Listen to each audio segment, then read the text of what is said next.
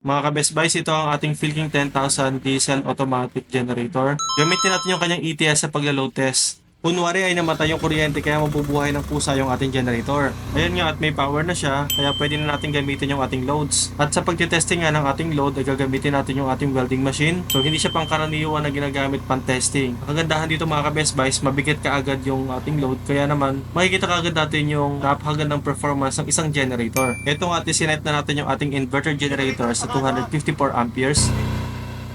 Ayan nga tuloy-tuloy na yung kanyang pagsunog. At dito nga sa ating controller ay makikita natin na may 1.2 to 2 kW na consumption yung ating inverter welding generator.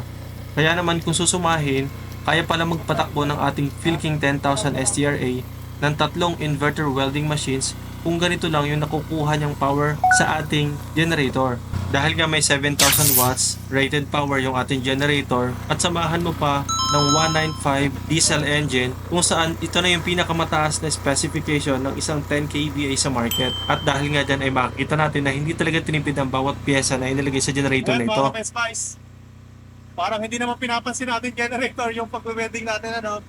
So 253 amperes, hindi siya rated, pero kitang-kita naman natin na kaya-kaya naman ng generator at ng welding machine mag-perform. So patayin natin yung generator, gamitin natin yung ABS. Kunwari may kuryente na.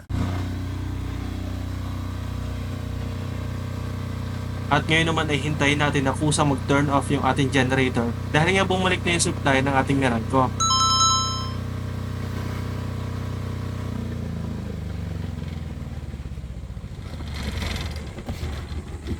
Ayan mga ka-Best Buys, di ba?